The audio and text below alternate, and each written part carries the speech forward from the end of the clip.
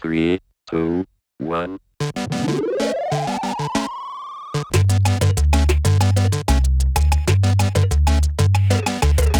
Hello and welcome to DBAD, the Don't Be a Dickhead podcast with me, John Gilbert.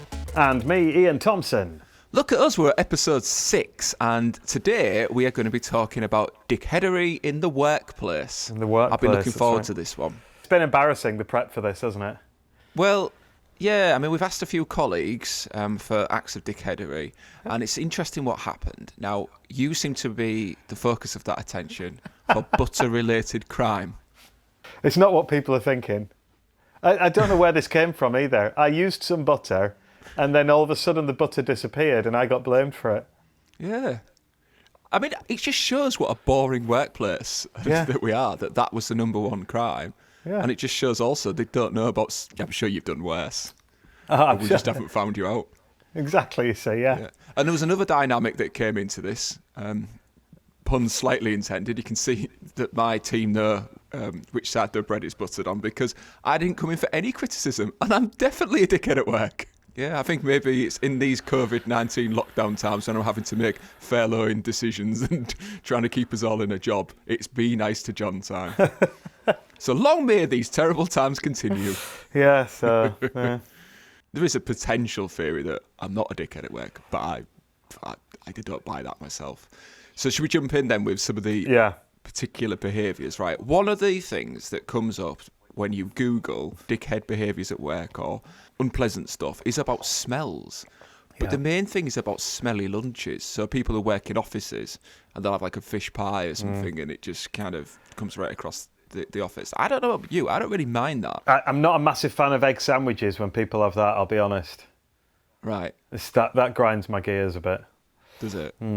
It's just not a very nice smell. Or like when people get like the really strong smelling curries and things like that. Now, it's not too bad for me because I actually have an office separate to yours, don't I? So I've got my own little small broom cupboard downstairs that I'm quite well protected. I basically self-isolate all day, all year, every year. And however... In the I think your however is the same thing I was going to suggest. There is a however about where you sit, isn't well, there? there's two howevers. One of them is that downstairs in our office, none of the windows open. I presume it's a security measure, and that's absolutely fine. But it does mean that smells in my room, I do have to think about what I'm going to eat for lunch because the smell sticks around for the rest of the day. The other thing is that right outside my door, or just opposite my door, is the door for the downstairs toilet. That's fine and all, there's only me downstairs, apart from the fact that everyone from upstairs comes down to use my toilet. And here we are back at smells. Well, okay, just to explain then. So, Eskimo Soup are up on the first floor, and we have 2 toilets up there, and we have our own kitchen space. But it's just one big open plan office. So, we's are allowed, right? But anything that might create more of a smell is a special privilege reserved for the toilet next to your office. That's correct, yeah. What quite weird, in defence of people from Eskimo Soup, as you say, it's a big open plan office, weirdly designed with 2 toilets right in the middle as the centrepiece. Yeah. But I do, when we have people on work experience, I try and like diplomatically explain to them about when you use the toilet, there's this one here, but if you need to know a bit more privacy, there is one downstairs, right? And sometimes they're just like, I don't need privacy, it's fine, the door takes care of that. So when they come out and they just waft their shit across the office, I realise I've missed the opportunity. And what I should do is just say that Ian's got a fetish for the remnants of the smell of poo downstairs, so please don't deprive him of that. That's what you need to do. Go and use it. Unless they think when I say a bit of privacy, they're thinking of a number 3, in which case I don't want them doing that in the office at all. I've been thinking about recording this episode because I've really only worked in small businesses, so I don't want to get into anything too recent because somebody listening to this might think, hey, is he talking about me? So I could go a little bit further back in time, but years ago, almost 20 years ago, I used to work in a porter cabin at the bottom of a garden. I was quite happy on my own because I could sleep at my desk and I didn't really have any work for me to do, so life was pretty good. But then they sent me a companion and I didn't have any problems with the smell of his food. The problem I had with him was the smell of his crotch. I just don't think he was washing it. And then every now and again, he would just aggravate it. And it's not the kind of conversation you can have with a colleague. I mean, I was quite young at the time. Now I probably would. I'd say, I was really trying not to use his name, but I would probably say, hey mate, come on, wash your crotch. If you're not going to do that, please don't aggravate any of the smells around there. But then I just kind of just sat there and put up with it. I can still smell it now. That's horrific. In my mind. Yeah. I mean, he was a nice guy, but he was going through quite a lot of bad shit, which he would offload to me about his life. And yeah, I much preferred being on my own in that porta cabin. That's horrific. So I've taken us to quite a dark place there. So you've been doing some research, I believe, Yes. in terms of workplace behaviours. It's not really dickheadery. It's just kind of a little fun thing that I found a study by CV Library revealing the 8 most embarrassing mistakes that people make in the workplace. And I suppose it sort of like some of them do allude to what we've just been talking about. So, number 1, tripping over in front of the whole office was the number 1 most embarrassing mistake. It's not that bad. It's just a fun thing. Number 2. I like the idea that we're claiming that would make you a dickhead. What? How dare you? We're not claiming that I'd make you a dickhead, although maybe laughing at you might make them a dickhead. It depends That's how the far number you one most. I don't think that's that embarrassing. Well, Is they're it? just mistakes. They're just embarrassing mistakes. I suppose if you trip up, it depends how far you trip. I mean, in the Eskimo Soup upstairs office, you've got the stairs next to the toilets right in the centre of the office. and it's quite a wide opening. And 2 or 3 times I have been stood or on one of the wheeled chairs upstairs and nearly sent myself right down the stairs. It does make me nervous when you do that. Yeah, And I am concerned for your safety more so than the chair. Thanks. Although it would be annoying if the chair was broken as well. Yeah. Okay, number 2, sending a negative email to the wrong person. You've already told us your story about that. Yeah, well, that wasn't so much a colleague. That was an external email that was forwarded on that. Yeah, but that was pretty horrific. I think. Yeah. I think that moment when you hit send and you realise that you've got it wrong, that must just be horrific. That is horrific, yeah. I've never done it with an email. I think I've done it with texts. Okay, getting too drunk at a work party. Now, this is dickheadery. Oh, it can be. I remember once when I was working in Wales, I was working just outside of Merthyr Tydfil. I hadn't been at the company for long. In fact, I think I'd been there less than a week. And they said, oh, we're all going for a night out. So I was like, all right, okay then, yeah, I'll come along on that. And the Welsh guys, they were big lads and they enjoyed their drinking. So we all went on this night out and I was trying to keep up with them stupidly. Now, I lived in a hotel at this point. I wasn't Alan Partridge. It was just what... I'd been there less than a week and it was while I sorted out a place to live. So I was living in a hotel in the centre of the town and we all went out and I got horrifically, like one of the most drunk I think I've ever been. And went back to the hotel room, went into the bathroom, threw up all over the bathroom, and I mean like all over the bathroom. It was probably on the ceiling. I didn't do this, but it looked like I just laid on my back and just absolutely erupted all over the bathroom. Because I hadn't been at work that long, then I kind of figured I can't not go in because I'm hungover in the morning. So I got in for 8 o'clock the next morning. And I was the only person in work until about 11:30, 12 o'clock. Everyone else knew the etiquette was, if you feel hungover after a company night out, don't feel like you have to come in. And because no one came in, I laid with the phone next to my head so that I could answer it in case any clients rang. That's how good I was. Oh. Do you know the worst bit of this story was when I left my room in the hotel, because I'd been living there for a few weeks and the people knew me, and it was only a small family-owned hotel. And so I put the thing on my door saying, do not disturb, because I thought I don't want them going in there and like cleaning the place when there's that much sick all over the bathroom. I'll do it when I get home. So I just left the bathroom, put the thing on the door, went out to work, got home again at like 4 or 5 o'clock. They'd been in and they'd cleaned it all. I felt horrific. I felt really, really bad. I had to go downstairs and apologise to them. Yeah. I did that at German exchange with school. I was an absolute disgrace to our nation, but I think I did it 3 times in a week. I had a good time though.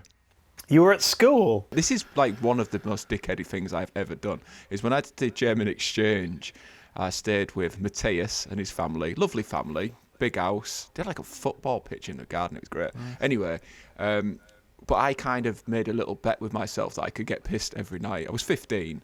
And the drinking age was 16, and I looked a bit older than I was, so I could get served in the bars. And I just made an absolute disgrace of myself. It's just because I was childish. And 3 times I think I vomited. Not like just everywhere, but what they must have thought of me, I don't know.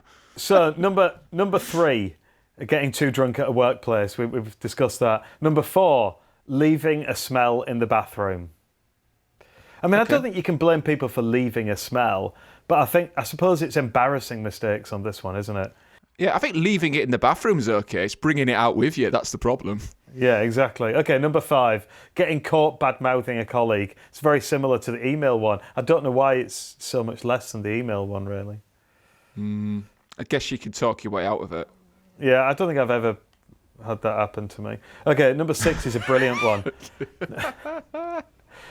Number 6, accidentally saying "love you, bye" on a work call, which is just phenomenal. It's like when you're at school and you call the teacher mum or something. Okay, love you, bye on a work call. It's amazing. I'm sure my friend said that she did it at work, but she was on the phone she's a teacher. She was on the phone to one of the students' parents, and she finished the call with "love you, bye," which is just great. I've had it where members of the team, I've been like speaking to them on Messenger or something, and they've signed it off with a heart or whatever, and they've been like mortified. It's like, don't worry, I don't think there's anything going on here. I just think that was a mistake. But yeah, you could certainly use that against somebody if you were going to be a right dickhead about it. Yeah. Okay, number 7, congratulating someone on being pregnant when they weren't. I mean, that's just really poor, really poor prep work, isn't it, that? It's also very specific to be the 7th most embarrassing thing that you could do in the workplace. As though this must happen quite a lot. Yeah, 8.5% of the people questioned said about it. Gosh. And number 8 is having food stuck in your teeth all day. But that's not really a dickhead thing, although it does suggest bad oral hygiene. And it's a little bit annoying when you see some food stuck in someone. It makes me feel a bit sick. There you I go. would hope that someone would tell me about it. Yeah. These are really mild, surely. Right, let's see if we can top that, right, in the sense of, in the spirit of don't be a dickhead, right? Number 1, Yeah. rather than tripping over in front of the whole office, I don't know, it could be like you could combine all of these things. You could come out of the toilet, trip Drunk. over, like with toilet roll hanging out of your ass, that's the equivalent of the food stuck in your teeth, shit yourself again on the floor, then have a go and blame some other colleague about it, verbally or by email, and then apologise and tell them that you love them, and then be embarrassed about that. And say, I'm sorry I had a go at you. I shouldn't be doing that in your state. Please name your baby after me. Tubby. And this was all caused by getting too drunk at the work party the night before. I reckon, yeah, that would Someone be could manage that. a terrible, terrible experience. So other things that I've come across with research around dickheadery at work. The number 1 that came out from our team was around kitchen politics. Yeah. We haven't got a massive kitchen, have we? No. But I think that one of the things that I've come across in my research is dickheadery around not ever making your round of drinks. You know, kind of not doing it, which you are excellent at, Ian, I have to say. Thanks very much. However, what's with the thing you do with the spoons? Spoons, it's the easiest thing. You just run it under the tap and then you put it in the plate. What's your logic behind leaving it in the sink? It's there ready to be washed up. So to you, running it under the tap isn't sufficient? No, that's Okay. just flicking water on it. That's like what you do to mushrooms. Okay. You shouldn't wash mushrooms properly because it can detract from the taste and they can take on too much water and whatnot. You need to sort of just flick them with water in order to get any dirt and sand off them and Don't things use like your that. mushroom knowledge to detract from the spoon issue. And I also like to use a lot of spoons because I don't feel that people having tea should have to put up with coffee on their spoon when their tea is served. A teaspoon into coffee is fine. A coffee spoon into tea is not fine at all. So I'd use maybe 2, 3 separate spoons, and then they go in the sink in order to be washed up in future. Although a lot of the time I don't put them in the sink, I put them at the side of the sink so that people can use them again. But the side of the sink is where germs live. So if you'd have run it under the tap at that point... The germs don't live at the side of the sink as much as they live in the sink. And so leaving the cloth or the sponge in the sink is just, that's beyond the pale. So that's the ultimate dickheadery of kitchen politics. Yeah, yeah. Wow. Okay. Should we take this issue off air? When we were allowed back in our office after this pesky old lockdown is over, let's have a proper sort out. I'm willing to give concessions on this. Okay, I'm willing to wash my spoons up as I go. The other stuff that I found in the research is really to do with like social interactions. And people seem to have a real bugbear with being asked, what are you doing at the weekend and how was your weekend? Now, I wasn't that aware of it, but in the course of thinking about this, it's a really good point. And I must admit, and possibly when I ask people what you're up to at the weekend, sometimes I use the phrase, are you doing anything exciting at the weekend? Which is a right dickhead question, because if they're not, I've left them with nowhere to go. Yeah, but also I think those conversations can be boring as well, and it's just like people, like, they can't think of anything better to say. I mean, I do it as well. I'll often come in on a Monday morning and I'll sit down and say, right, tell me about your weekend. And just to sort of start things off, but it is more like a bit of a starter conversation, because I feel like just asking someone, like, what do you do at the weekend, or what are you doing at the weekend, or both is even worse. It's like I've got nothing else to say, so like let's start with that and see where we go. Oh, so you're not genuinely interested in someone's weekend? That's just making conversation? It depends. If they've done something really fun, then I'm interested in their weekend. But I'm not interested in just like, what do you do at the weekend? Or like, I cooked a Sunday lunch and I went for a walk in the park and I had some drinks on Friday night. That's boring. Why would anyone be interested in that?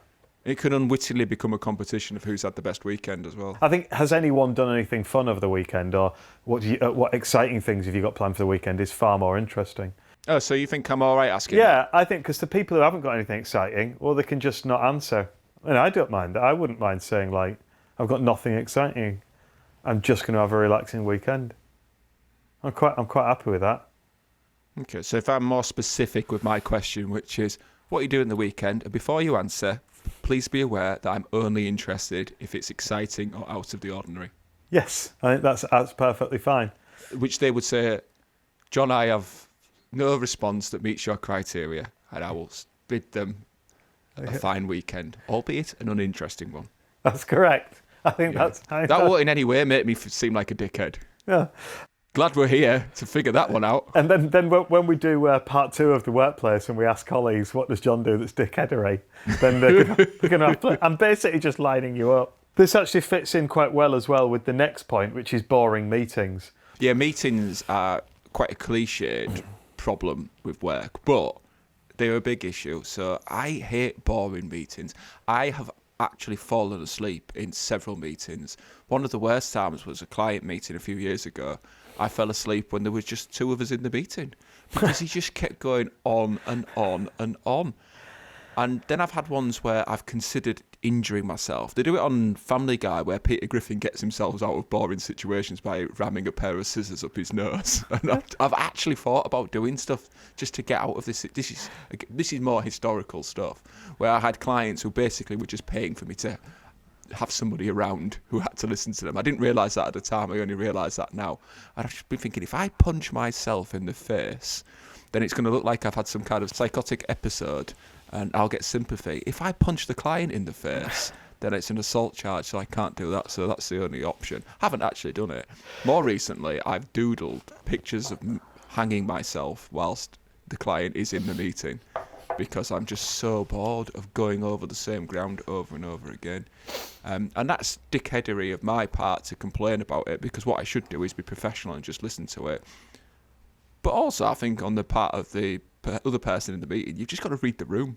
This has reminded me of 2 stories. They're not really meetings, but they kind of were. So one of them was at, and it's both examples of me being a dickhead.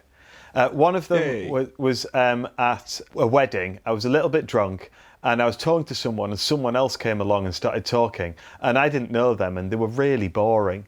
Do you know what, like when someone's so boring and like you're that uninterested that you start to get angry about it, and you get a bit of a feeling in the pit of your stomach about how angry you are that this is so boring.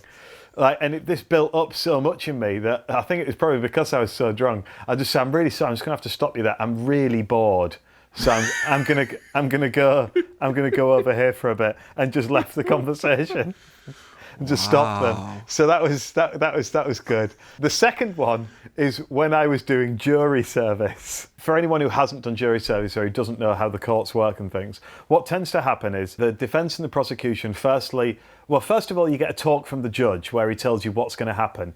Then the defence and the prosecution tell you all about what their cases are, and they like summarise it. Then the defence and the prosecution actually do their arguments, so they do a longer version of their summary. Then the defence and the prosecution sum up their arguments, where they basically do a summing up of their summary and of the actual arguments. So you've listened to this 3 times now, basically, and then the judge sums up the entire case as well for you. So that's 4 times, and then you have to go away and you have to do. I feel like I was there. So I was on the jury. The judge at one point stopped the case to ask what I was doing, because he said, I don't think you're concentrating. And it was because with one hand I was writing, with the other hand I was like just playing with the wall in the background like that. And he thought I had my hand up, and he stopped and he said, sorry, juror number whatever, do you have a question? I was like, oh no, sorry, I was playing with the wall. And he was like, well, are we boring you? You know, I'm worried that you're not concentrating. I said, no, I am, yeah. I'm making... He said, what are you writing? And I said, I'm making notes about it. And he was like, right, okay then. Now, at that point, I was very worried, because I thought if he has to see my notes, he'll notice that all I'm doing is trying to write down all 96 Football League teams, which I was. Whilst someone's life hung in the balance, then I was just trying to name every single Premier League and Football League team. So there we go. Did you send him down? No, I don't think we did. No. Oh, right, okay. Let's hope they didn't go on to any further misdemeanors. Yeah. Well, I'll be honest, they probably would have done, but the prosecution just wasn't strong enough. So I like the fact that anybody that's created a situation that hasn't kept us entirely stimulated, whether that's a weekend or a meeting, it just means that's just dickheadery. That's all we're saying. I think we are, yeah. Maybe it's either that's dickheadery or it's our intolerance that's dickheadery. I'm not willing to debate that right now. One of the other things I've spotted, and we will start wrapping up soon, about dickheadery in the workplace, is this idea of pranks. You know, you've got like a character in the workplace. Now, I've tried to do this before. I've been that dickhead who's done pranks. We used to work in an old building called Salter's House on the High Street in Hull. It's been there hundreds of years. As a consequence of that, there were a couple of quirks. One was there was a hole in the ceiling, and pigeons could get into our office. So some mornings you'd go in and there would be pigeon droppings on your desk, and it was a bit of a pain. And I would actually catch the pigeons, shoo them out of the window, or they'd go back up on their own accord. Anyway, one time this pigeon had got a little bit lost within the office, and as I was trying to catch it, it went into the gents' toilet. So which thinking, oh, right, I can go in, catch this quite easily now if I throw a towel over it or something. Or I can just leave it there. And then when somebody goes to the toilet, a panicked pigeon will just kind of like fly at them, and it'll be hilarious. And I sat there like from a distance waiting for somebody to go to the toilet to see what would happen with this pigeon. And then finally James went to go, and James opened the door and then said, oh, look, there's a pigeon. And it was just like, I've just wasted like a good hour of my busy life there just waiting for something good to happen, and it never did. And the other thing was, people were convinced that the office was haunted. In fact, the previous occupants would say, I won't work up here if I was you. And I happened to tell this to a former colleague, and she was terrified of ghosts. So, of course, I pretended to be a ghost and hid and started making weird noises from next week, because I'm a dickhead. And it genuinely frightened her, and she didn't like working up there. And it really wasn't worth the payoff on either of these. So the pranking thing doesn't really work for me. This is brilliant. Just all really lacklustre prank endings. Yeah. I'm just like the David Brent of The Office. I was about to say, this is starting to sound like an episode of The Office. Okay, so we've covered a lot of ground there around dickheadery at work. Some of them are, I think, avoidable. Some of them are not avoidable. I would urge people not to be worried about embarrassing yourself. Look, really nobody cares. And at the end of the day, it's just a funny story later down the line. Maybe not some of the examples that we gave. And so enjoy work. Certainly looking forward to being back there physically after this lockdown so that we can commit all of these dickheadery crimes. Exactly. We want to really prove to our audience who the dickhead is in the office. Yeah. And as I self-reflect, I think we might have found him. So I've been John Gilbert. I've been Ian Thompson. 1. And remember, don't be a dickhead.